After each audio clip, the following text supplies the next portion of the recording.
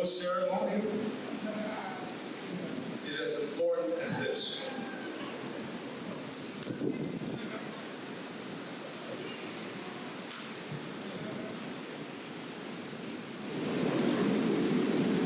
It's been 35 years since Grenada was lifted from the darkest days of its history.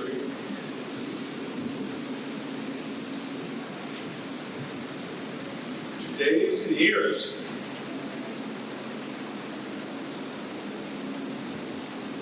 of sunshine and hope. The American-led intervening forces changed the history of this country, and America and Grenada have a permanent bond because of this.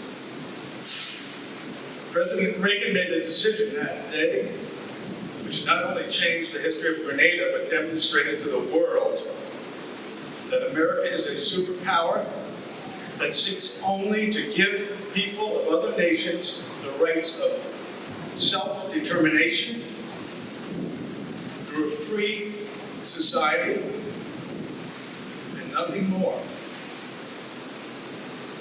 When we say God bless America, we know there's a reason why God should bless America. Grenada too.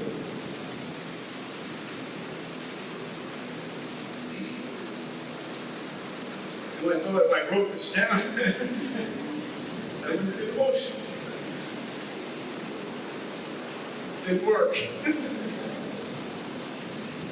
I've had the privilege of joining President Reagan at the White House during the first anniversary of the intervention. I presented him with a small replica of the monument back there, which was still being sculpted after being commissioned by the Parents Coalition of St. George's University. I told them about the unique idea we had of inscribing the signatures of each of the fallen on this monument. I told them that the Department of Defense had required that all of the families had to agree before we could proceed. And each and every one of your families did. He was very moved by this and had tears in his eyes that day, just like I do today, I guess. And I asked him to come to Grenada to lay a wreath at this monument after it was completed. He said without any hesitation that he would. February of 1986, he arrived and laid a wreath at this monument, just as he had promised.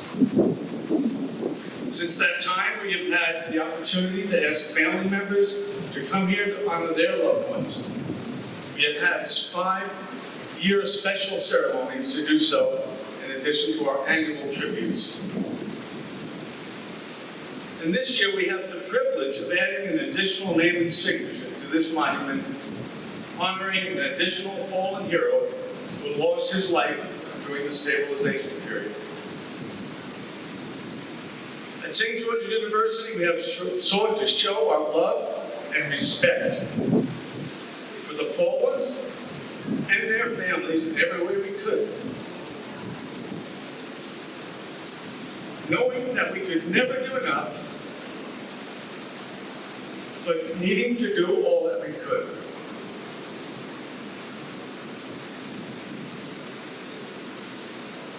Thank you for honoring all those who served on this intervention force, and especially those families that have joined us here today for the first time. And most of all, thank you for remembering and honoring by your presence here today each of the fallen, whose names and signatures have been inscribed in this monument permanently. These brave men gave their lives so that Grenada could return to a peaceful and free nation.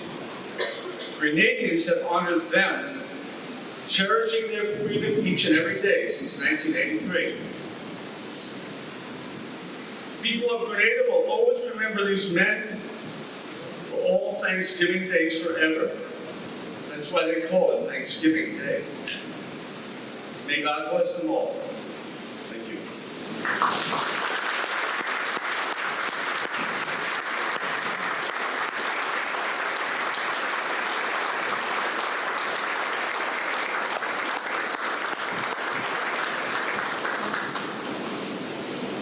Thank you, Dr. Morika.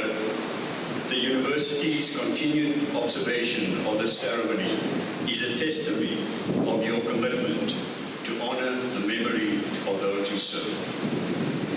I now welcome Her Excellency Linda Taliatala, United States Ambassador for Barbados, the Eastern Caribbean, and the OECS to deliver remarks.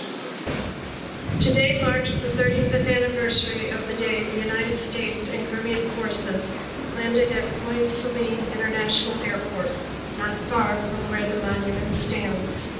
On that day, thousands of soldiers, sailors, and airmen put their lives on the line to defend the principles upon which both the United States and the countries of the Eastern Caribbean were founded: democracy and rule of law. Over the time, together, we have endured hardships and triumphed over adversity. In 1983, an international coalition from the Caribbean and the United States answered the call to restore democratic traditions that had been overturned by the first violent overthrow of an English Caribbean government. This monument reminds us all of the importance of our core principles and is an enduring symbol of the sacrifices made by those brave individuals who defended them. We must now also acknowledge our shared responsibility to do what is required to ensure that those principles prevail and persevere to the benefit of the future generations. I want to express my sincere gratitude to all those families here, and especially to those whose family members' names are inscribed on this monument. It is my hope that once we are mindful of our history, we will never allow the mistakes of the past to repeat. These experiences reaffirm that we must always be willing to do what is right and remain steadfast in our shared commitment to democratic ideals and building a society where there is equality before the law for every man, woman, and child. This monument also serves as a reminder as the close ties that continue to bond our two nations together. While this chapter of our shared history may be long debated, what should never be overlooked is that the decision to come to support a friend in need was taken jointly by the leaders of the United States and the Caribbean. It was a decision whose fruits we see today in the thriving democratic country and the lives of the wonderful people of Grenada, Carriacou, and Petit Martinique. So with deep humility for the sacrifice of the service members of the United States, Grenada, and the Caribbean, I am honored to be here with all of you this evening as we mark 35 years of peace and stability in the beautiful Spice Islands. Thank you, and God bless all of you.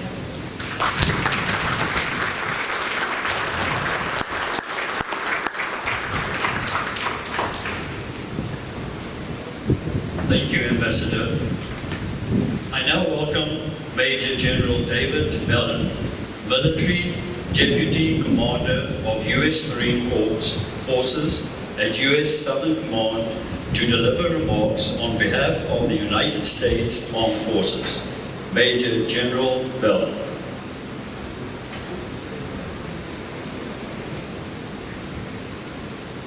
Let's see if I can break something there. Okay, so I had remarks that were actually prepared for me, believe it or not, so I actually wrote me remarks. And then I started circulating to meet the families, and I realized that right here at Overwatch, we got SEALs and Rangers and Cobra pilots and Marines that are being terribly disappointed if I still don't have to put in and read remarks to your families. So here we go. One thing that you may not have heard before, of all the great speakers that come to honor your family's sacrifices, is the long-term enduring cultural effect this operation had on the United States military and continues to have. You have to put in context where we were as a military in 1983. We had come out of the Vietnam War. The 70s were very hard on us. We had a failed mission to rescue the hostages in Iran. And So this was the first major operation that was undertaken. And if you read your military history at all, there were plenty of friction points in there.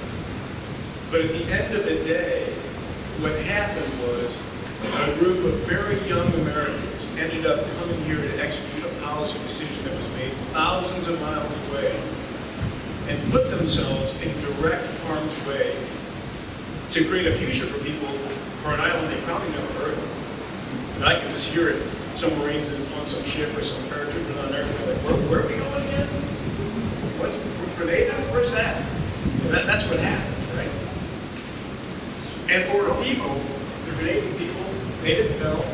And there were a bunch of students at a university they never heard of. All they knew was that they were Americans. Those are the magic words, right? So each and every one of your family members volunteered. They volunteered for the Navy, for the Army, for the Marine Corps. And then they volunteered or pushed for the types of units that end up doing missions like this. The Airborne, the Rangers, the SEALs, the Marines. Not an average group of people. And then at the end of the day, in that 11th hour, what happens is, in the most intimate formations, the squads, the teams, the crews, there's this last bit of look at each other in the eye and completely understand what's about to be asked. They may be 19 or 20 or 24, but they fully understand that what they're about to do is dangerous. And that a sacrifice is going to be paid. And it's going to be paid for people they don't know and a set of ideals they took over. And whatever their plan was, or what was going to happen on this island, as soon as they crossed the beach, that plan went away. Problems happen, and decisions are made at the lowest level, and sacrifices start happening immediately. They pushed it. And from that moment in 1983, that brief period of time, they injected into the United States military an understanding and a self-confidence and a sense of identity that has been lacking for a while. And that legacy continues today. Even today, young men and women who are enlisted in the Army, the Navy, the Air Force, the Marines, and they're joining for a number of different reasons. Now, they want to go to college, they want to learn a skill, they want to, but at the end of the day, they all have the same things in common. They want to be part of something bigger than themselves. They want to be challenged. And what they don't talk about with each other, but which each and every one of them have in common, is they want their service to make the world a little bit better place. And they know the difference between right and wrong. And when it comes time in that 11th hour to look at their brothers and sisters, decide to make the sacrifice, that's what drives them. That's what drives them. So even though it's been 35 years, moments like this and days like this, we sit before a monument that honors your family's sacrifice, I can tell you that today there's a group of paratroopers or Marines or Rangers that are headed to Afghanistan or Syria or Iraq or some other dangerous place. And that small bit of honor and selflessness that your family member, your loved one, paid the most ultimate sacrifice for it lives strongly inside our culture today. And we remember. We remember all of the sacrifices we made. Sometimes you wonder, you gotta wonder, 35 years in a place like this, what a tragedy your family took. But the set of ideals that your loved ones swore to, that people should live free, that they should be free to believe what they want to believe, say what they want to say, worship who they want to worship, and love who they want to love. Those are the things that run current through our entire force today. And it's what we in our best days as a nation reflect. And so for the students, I just wonder sometimes, when you drive on campus, it's like any other campus, they have their goals and dreams and they're working hard. But what's interesting is, I bet you, although they probably never think about it, each and every one of these students, if something awful happened, they would expect the United States to help them, right? They would. And who would show up? You know exactly who would show up. And that's true all over the world. And our friends, like Canadian people, live free. We live free. If something awful happened here, yeah, policy-wise, politics, we may disagree from time to time, but if things were really down, who would they expect to show up? Right? So that is the true legacy, and the monument is beautiful, and the school is incredible. But it's the ethos that your loved ones help bring back into our force that we're strong today. I would offer you as our greatest tribute. So on behalf of Admiral Tippett, who's the current commander, four-star commander, and son of command, the entire U.S. DoD, I offer to our friends in Grenada the promise that we are still strong for you, and we are still out here, we would say, in Overwatch. And to the families who remember, that culture is strong.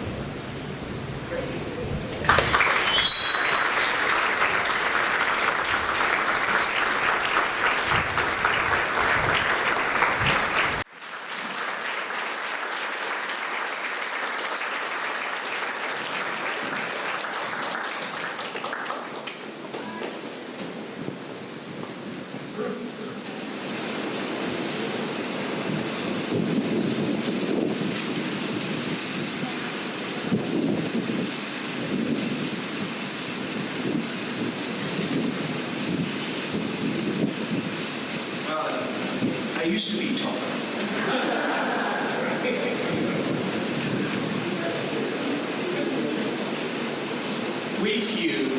We happy few, we band of brothers, for he today that shelters collectively shall be my brother. Be he ne'er so vile, this day shall gentle his condition. Gentlemen in England now in bed shall think themselves accursed that they will not hear, and hold their manhood's cheek when he speaks that follows on St. Crispin's Day. Dr. Bernie O'Halloran at the University of the Incarnate Word was for a time the only professor who had never gotten an A in his class. It bothered me. He taught English literature and writing, and though I majored in history, I really liked literature a lot. And at times I even considered changing my major. Yet there was Dr. O'Halloran, who menaced my ambitions. Those B pluses I received in his class are other students would have been overjoyed at receiving those grades for me. I don't mind saying now that those less than perfect marks pushed me to do better. I vowed that one day I would find a way to get an A in one of his classes. Before I graduated, I was determined to crack the code. As I registered for classes in the autumn of 1990, I saw Bernie O'Halloran was teaching a class in Shakespeare. I registered for the class, determined to finally triumph. One of the plays that he was teaching was Henry V. Kenneth had released the film adaptation of the play the previous year. The Battle of Agincourt occurred in 1450, 603 years ago on this very day, in the county of Saint Paulo in France. The bard would write what many consider, myself included, one of the greatest military speeches of all time.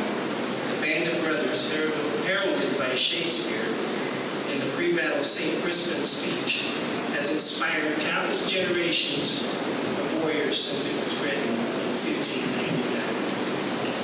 And in 1990, it began a tradition of my own. In the years before social networks and the internet, I would welcome every succeeding October 25th by either watching Kenneth Brown's Henry V, although barring that, would read from the book of plays that St. Crispin's speech. The poster of Kenneth Brown playing Henry V was mounted on the fireplace at my home, and always I remember.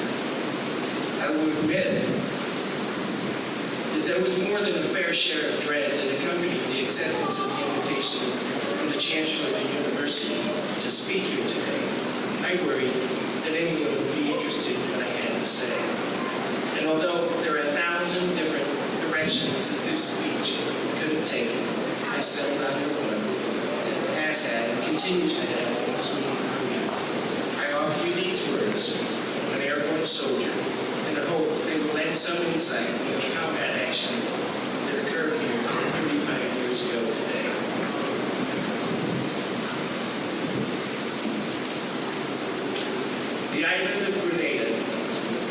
has for 35 years been like a song to me.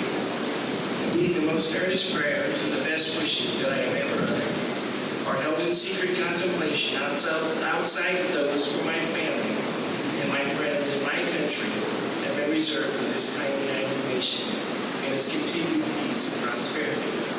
Before I set foot here, it was the rhyme of the wider world in its awe and splendor. It was a song of innocence. By daylight, it seemed to me the greenest place on earth. I never imagined so many shades of green could exist until I saw Grenada. And there it was, framed by the whitest sand, surrounded by yet more startling shades of emerald and turquoise and chartreuse of the sea. And here on those beaches, the whitest sand, where lovers once strolled hand in hand and would again, we arrived in combat intervals.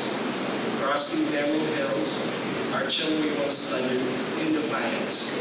And a short distance northeast of here, at the old drive-in theater, I will take my last steps on this earth forever. Grenada was for many of us the song of experience. Most of us, apart from our senior officers and NCOs, who had stayed out after Vietnam, had never seen or had to endure the brutality of the war. The roar of jet aircraft, the thunder of artillery, attack helicopters, firing rockets in fortified positions. Nothing about it was really that different from training, except the sharp crack of returning rounds that were passing nearby or overhead. This one was real. Yet nothing I had seen on that island, on this island, the first 2 days preparing me for what happened on the third day. Up until that time, the only inhabitants of the island most of us had seen were carrying or had carried rifles and either been shooting at us until they were captured. What transpired next was like watching a newsreel footage from World War II, the liberation of Rome, Paris, or occupied Holland. It was not far from the dragon.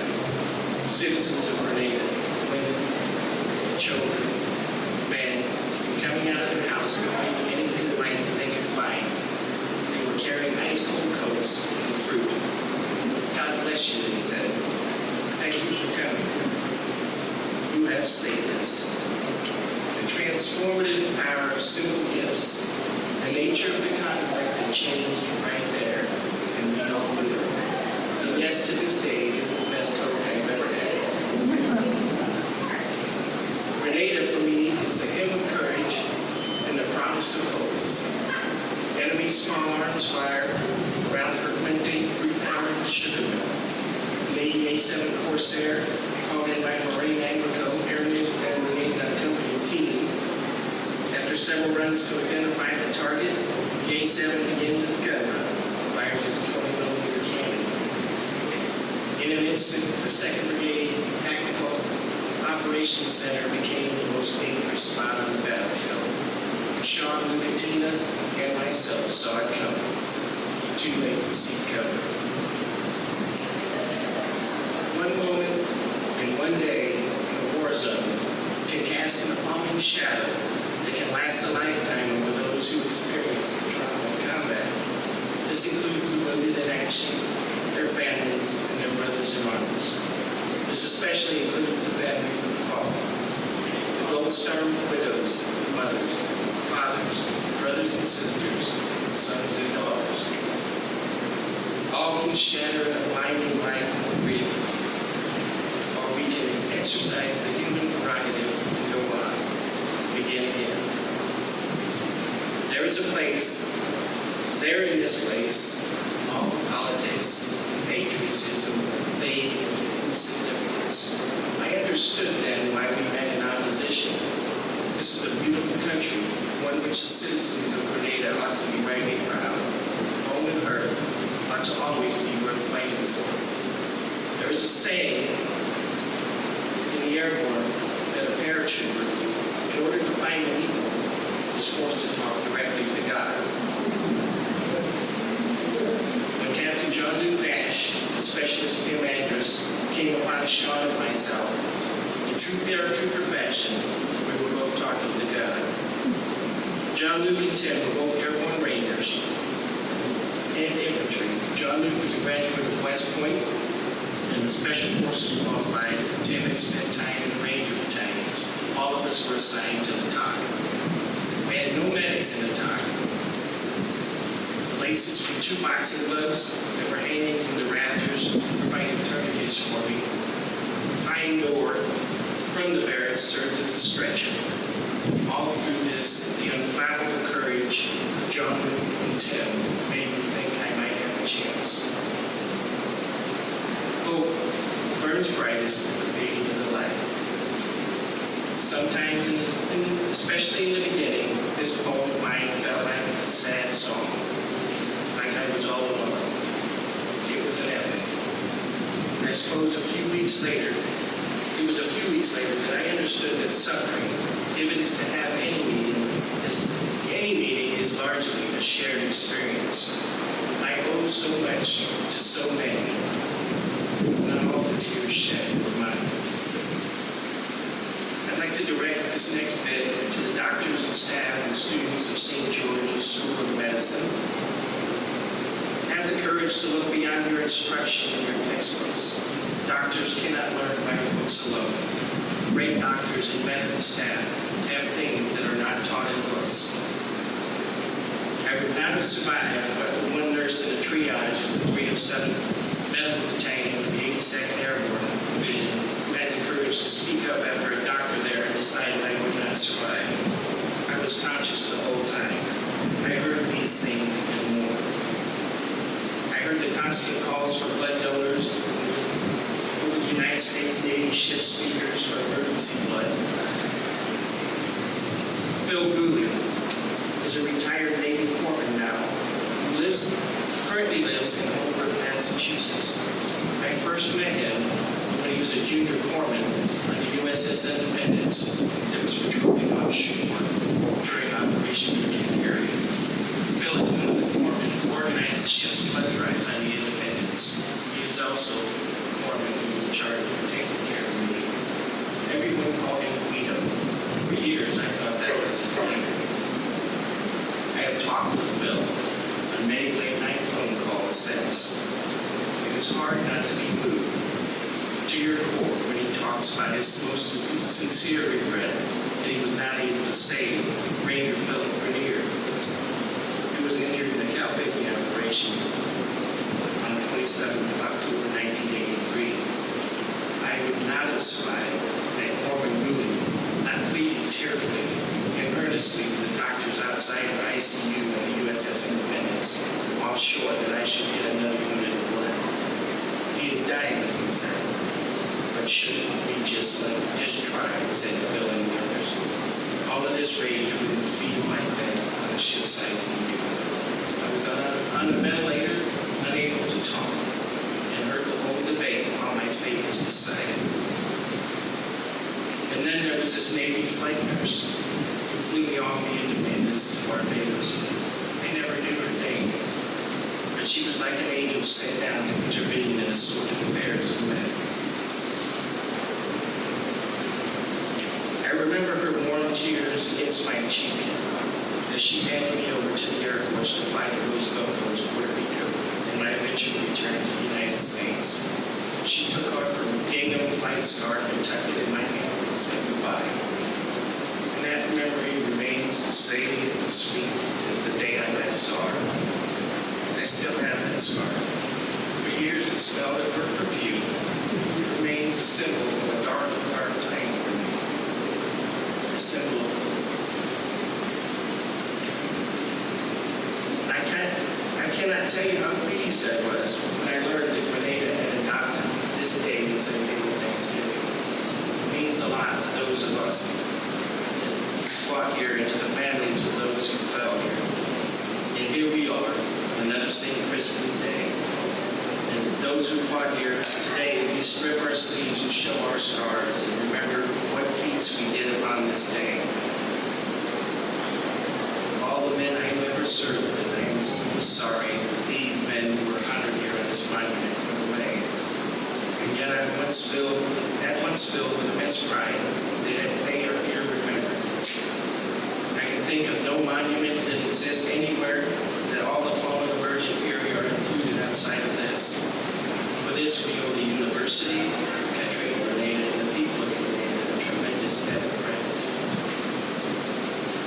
wish I had personal anecdotes that I could share with you for each of the men listed on this month. Considering the immense scale of the effort, the operation, such a thing would be near impossible. Yet modern technology does offer us a tremendous tool to do just that, our social networking. Facebook and other social networks and email have changed the way we reach out and connect with those we have shared interests with and experiences.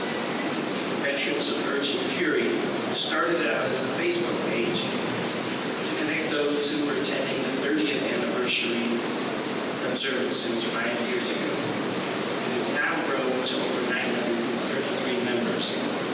This in itself is considerable, considering that only 5,000 to 6,000 even took part in the operation. I can promise you this: too many of us who fought here, the men listed here, are good friends and brothers in arms. They are our random brothers, and they remain like household words in name and memory. They are remembered, and not just on days like today, but every day. Some of you might even be surprised to find out that there are urgent fury reenactment groups. I know of one such group in the Czech Republic. 2 years ago, an All-American Week in Division Review, Fort Bragg, many of us veterans got to meet and visit with another group of young men who reenact urgent fury in the United States. For the last several years, they have put up a static display during All-American Week. I told them that technically, they could pretty much reenact the major fighting of urgent fury on any 3-day weekend. They even asked us veterans of Urgent Fury for autographs. Here we are. Many of us who fought here in our youth, the hopes and our families of those who lost their lives on Operation Urgent Fury to survey the old ground of long ago. Here they fought, here we fought, and here they fell. Many of us put aside our youthful prerogative and came to understand the world in its fullness. I have no answers why good men die in battle. I do feel that time has proven our efforts and their deaths worth the sacrifice. And we ask ourselves, was it not real? We are made in memory.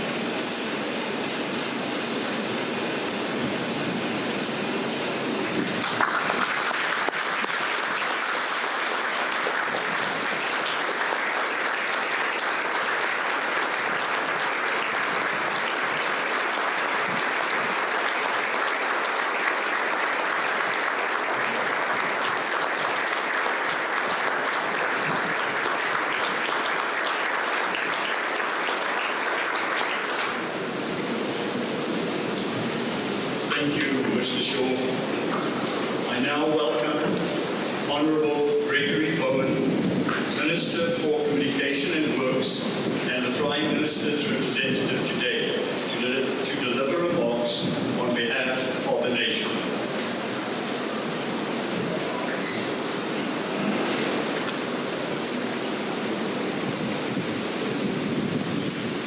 Thank you, Mr. Master of Ceremonies. Your Excellency, David C. Lavender, the Cabinet colleagues, Senator Honorable Warren Cox, Dean of the Diplomatic Corps, Daniel and Lady Williams, former Governor General, members of the Armed Forces of the United States of America, serving in the past,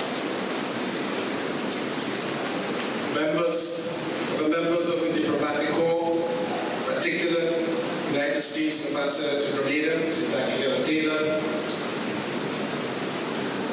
Very importantly, families, friends, loved ones, those who made the ultimate sacrifice. Faculty and staff of the St. George University, other distinguished ladies and gentlemen present today with us here this evening, inclusive of the Royal Grenada Police Force, those who may be listening locally and abroad, present evening. For many Grenadians, October 1983 will be remembered as a period of turmoil in the history of our country. Coming right at the heels of the chaotic demise of the People's Revolutionary Government and the uncertainty of the ensuing period, we were privileged to have American soldiers making the ultimate sacrifice to help restore peace and stability to our country. And we must give both the head of the U.S. Command here with us in Grenada and Sergeant Shaw. Let us give him a round of applause for enlightening us.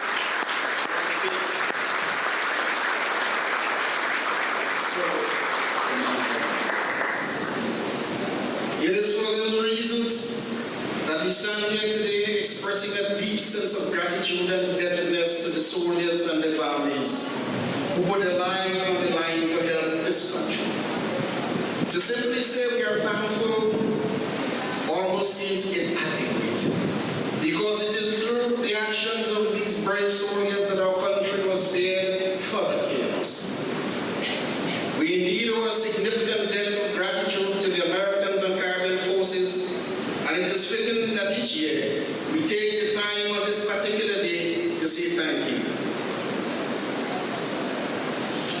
Thank you for restoring peace and stability to this island nation that was at risk of imploding.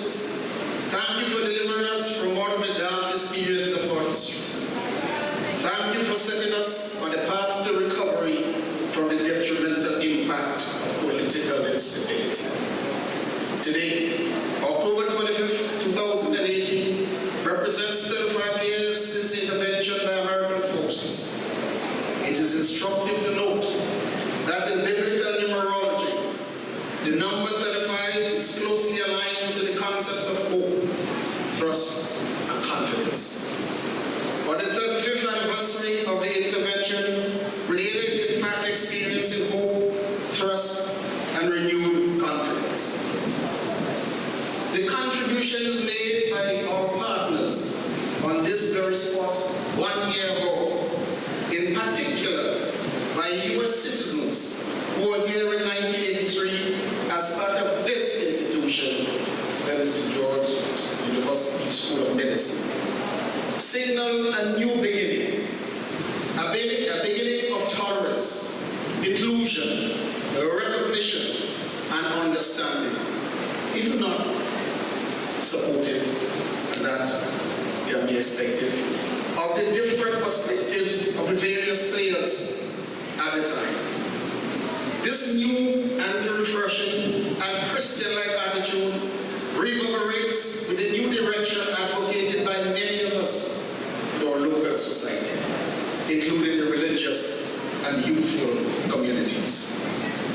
It is this attitude that effects changes in the world, removes enmity between nations, eliminates bitterness between segments of our society, creating the environment for harmony, forgiveness, and unity.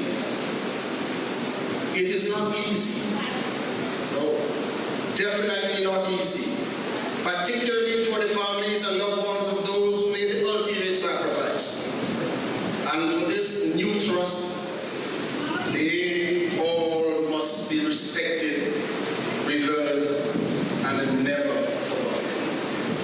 The loved ones, as well as those who made the ultimate sacrifice.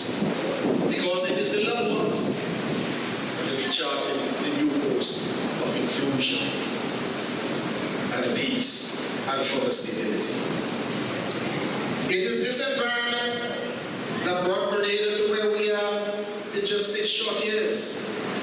Today we are perceived as a beacon of hope, not only for nationals, but for our regional brothers and sisters. Our economic performance is such that we are considered the poster child by many in the regional and international circles. Our economic turnaround over the last 5 years, which today shows no sign of abating,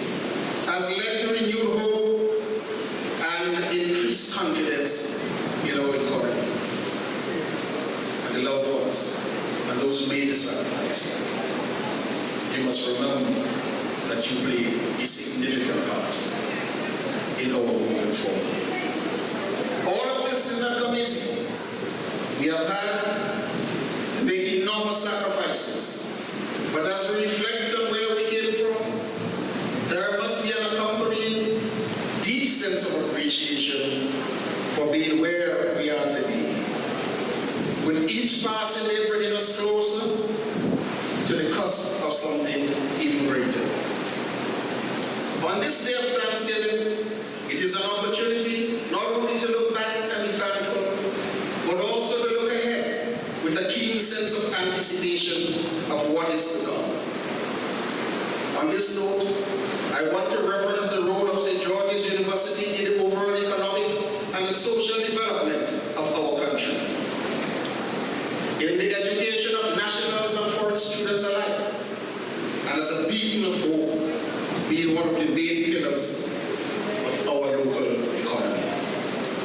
At this juncture in our history, we must take note of the critical importance of multiple stakeholder involvement.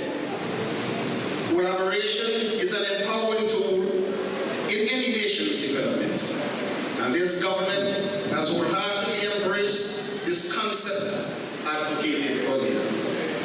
Therefore, as we look back on the events that have shaped our history, it is easy to acknowledge that there were many who contributed to the evolution of the Grenada we know today. In this moment of reflection, on behalf of the government and people of Grenada, I say thank you for your role in the past. And similarly, as we look expectantly to the future, I say continue to walk with us on this journey of nation building. Friends, the loved ones, families, those who are fallen, we have started. Thank you again on behalf of the people, but we must continue and stay the course. What happened in Grenada, and the advances that we have made, should shine as a beacon for the rest of the world. May God bless all of us, and I thank you.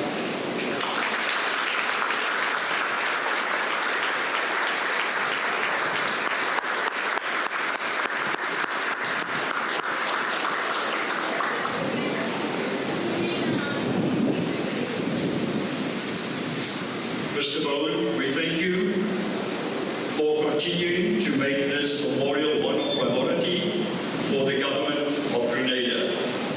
Assisted by representatives from SGU Student Government Association, I now invite the Governor General, Her Excellency Dame Cecile Lagrenard, to lay wreath at the monument.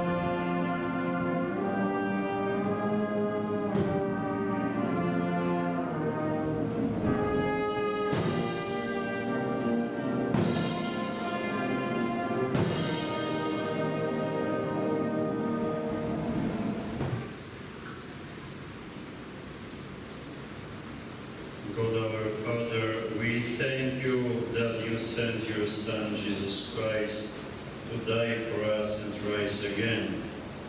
His cross declares your love to be without limit. His resurrection that death, our last enemy, is doomed. By his victory, we are assured of the promise that you will never leave us or forsake us, that neither death nor life, nor things present nor things to come can separate us from your love.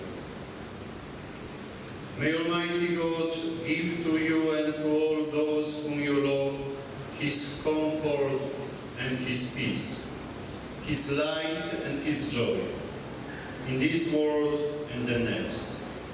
And the blessing of God Almighty, the Father, the Son, and the Holy Spirit be upon you and remain with you always. Amen.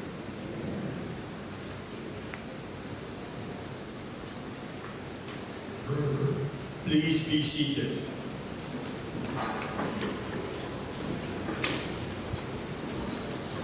I offer a special thank you to Her Excellency Dame Cecile La Grenade, Ambassador Talia Latella, Major General Bellin, Minister Bowen, and Father Rumi for your part in this ceremony of remembrance. We also offer our gratitude to the Royal Grenada Police Force Band for their many years of participation in this service. Please stand for the departure of our specially invited guests. Thank you for your attendance this afternoon. We ask that you join us for a short reception to the rear of the venue. Thank you.